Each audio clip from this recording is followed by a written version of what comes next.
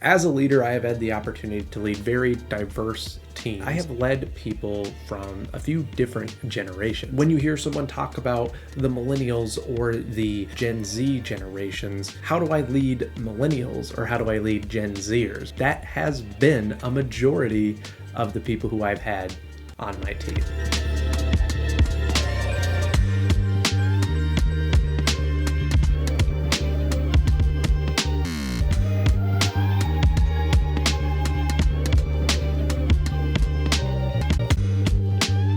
When you're discussing generations and people who grew up at a certain time, I think there's this kind of proclivity that we have to refer to everyone who is younger than us as millennials. Technically, anyone born from 1981 to 1996 is a millennial. It's very easy to be negative toward millennials until you realize that you are one, and then you probably think they're not that bad. Most leaders are dealing with a team at least partially comprised of millennials, maybe mostly comprised of millennials. I've had teams made up of Gen Xers, millennials, Gen Zers at the same time. I've had teams made up of just millennials. I've had teams made up of primarily Gen Zers. I think that every generation looks at the next generation as being somewhat lazier than they are, maybe more narcissistic, not as hardworking. I think that's something that's just going to happen. The baby boomers, so anyone born from 1946 to 1964 is considered a baby boomer. The baby boomers are also called the me generation. They were termed as extremely narcissistic and only cared about themselves, very self-centered. Baby boomers now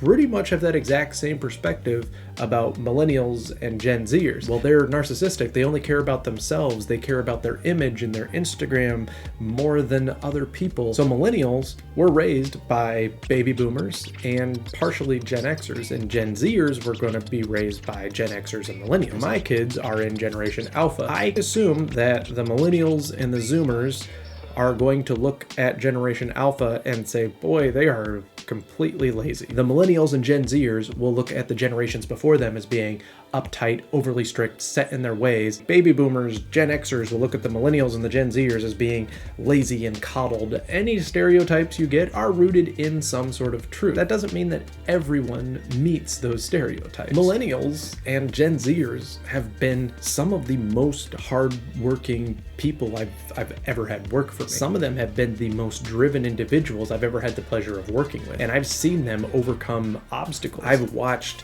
younger millennials and Gen Zers push themselves to accomplish things that their parents and their parents' parents did not accomplish, because they are uniquely positioned to be able to be the first in their family to do this thing. They are pushing themselves to get a college degree, get a master's degree, get a PhD, obtain certifications, because they want to be the first in their family to have done this. They are extremely hard workers. They are pushing themselves. They are overcoming obstacles, and they are proving to themselves, but also to everyone around them, that just because they're a millennial or Gen Zer doesn't mean they're not a hard worker. They're a harder worker because they are not letting the past define them. They're very aware of what their parents did. I think more and more Gen Zers are not going to go to college to get a degree if they don't feel they need that degree. They might get an associate's, or maybe we'll even start to see a bit more of a resurgence in some of the technical trades that have been downplayed for the millennials. When I was graduating high school and getting ready to go into college, it was an expectation that every single person in my high school class would go to college. And those who were not going to college right away,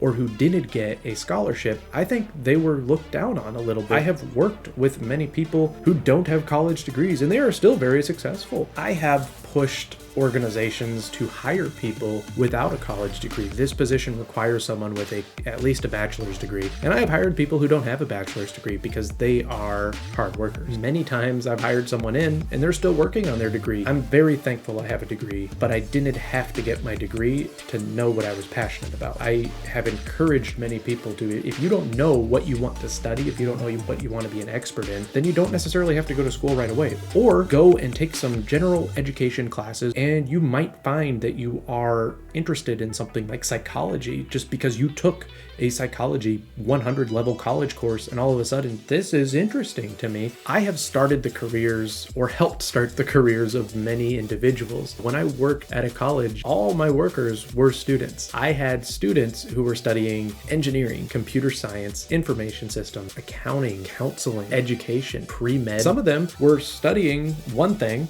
They worked for me, and then they went into information technology, and they still are working in information technology at a company. Their class background was very helpful to them, but their work background is what set them on their career path. I believe that it's very important for people to have experience in customer service. If you're starting your career, maybe you're looking at something like, I just don't want to do those jobs. McDonald's worker or a retail worker, something that you're just like, I don't want to do that job. I don't want to do that kind of job. I would contend that that kind of job everyone should do.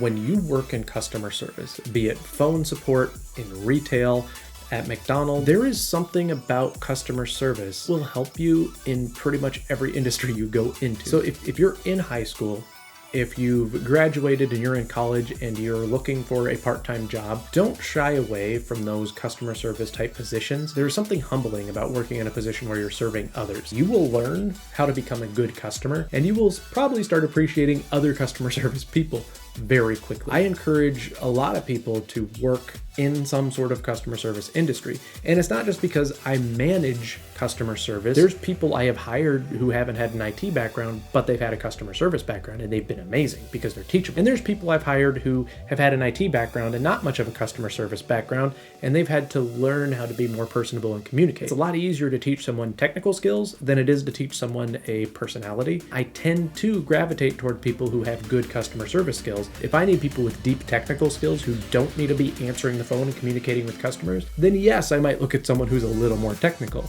But I have watched people come in with good customer service skills, latch on to technical training, and excel in technical knowledge. I've also watched people come in with customer service skills that haven't necessarily clicked with everything technical, but man, were they good on the phone with the customer, gathering information. My customers loved that person because that person was good on the phone. Even though that person might not have been my highest performing technical agent, that was the person I wanted to answer the phone for pretty much every single person that called. They could gather information, maintain a conversation with the customer. The customers loved talking to them, and that person would gather the information and hand that ticket off to someone who could accomplish the goal. Was that person performing as well as the other agents when looking at technical measurements? No. But was that person performing better than the other agents when it came to customer service scores? Yep. I kept that agent because that agent was so good with the customers and I wanted that person there. I have had people who I've hired in who have been very technical and haven't been able to accomplish the customer service piece of the job. They haven't been able to answer the phone that well, but they were good technically and they were picking up information. And I've had employees who have kind of faltered on both fronts. I will never shy away from someone who doesn't have technical background if they have really good customer service. Having that customer service background is important for pretty much anything you're going into because you're going to be dealing with customers in one way or another. You might say, there's jobs out there that don't deal with customers. You're absolutely wrong. If you think that a job doesn't deal with customers, you're defining customers wrong. Me as a leader, if I were to ask you who is my customer, you might say, well, your customer is the customer of the company you work for. No, my customer is my employees. My customer is those agents. My customer might even be upper management. I need to provide good statistics or measurements or whatever we're doing here at the service desk. I need to provide that for my customer who is upper management at the company. I might have two groups of customers. My agent's customers might be our customer base that we're selling our product to, our end user. By extension, those are a part of my customer, but my customer is my agent. Upper management's customer might be stockholders, shareholders. They might have customers within the organization as well as maybe some vendors or other external customers. We all have customers. Every position has a customer. If you're working in a warehouse and you're not interacting with anyone else, you still have a customer. You're building something for a customer. You're putting something together for a customer. Customer service is important to understand regardless of whether you're interacting with your customer base. Having experience in customer service not only makes you a better employee and helps you understand the why behind your organization and helps you empathize with the people who are absorbing or using your product, it also helps you understand how to be a good customer. If you understand customer service, you're probably going to be a little nice to the person behind the counter. And if you understand customer service and you're not nice to the person behind the counter, you're just probably not that good of a human. I think it's very important for people, especially younger people who maybe they're getting ready to go into a job and they don't know what career they want. I think it's very important for them to not shy away from customer service positions. Don't shy away from those retail positions. Don't shy away from those food service positions. Those are really good positions and they will teach you a lot. I had an agent, when they took the job, they were terrified to answer the phone and they couldn't even call a service provider to try to get them to come out to their house to work on something for their house. They were just terrified of talking on the phone. And they got a job answering the phone at a help desk just after a few months. That anxiety is gone. They now know how to talk on the phone. Get a job in customer service. Get a job where you have to talk to people and communicate. That's going to help you too. When you have to call up your internet service provider and ask them about something going on, when you have to call to order a pizza, I have watched people enter into these customer service positions and it has helped them in various areas of their life. They're not afraid to answer their phone anymore when it rings. It has helped them in many, many ways other than just giving them experience in a technical industry. Don't look down on customer service positions. There's a lot of amazing experience that can come from that. And I bet you've had customer service experience where you're the customer and you recognize good customer service and bad customer service. Remember good customer service, focus on good customer service, and make sure you're giving surveys to those good customer service people. Good customer service surveys typically are the best reward you can give to a customer service agent. I hope you enjoyed this video, found it insightful. If anything, please take away from this that customer service jobs are important. Customer service roles are not something to shy away from. Customer service roles can help you grow in ways that maybe you aren't even aware of. Maybe you're not even aware you have to grow in that. If you are looking for a job, don't shy away from these positions. It's extremely gratifying to help people. Customer service is excellent experience for anyone, any industry, and I highly recommend try it before you say that position is beneath me.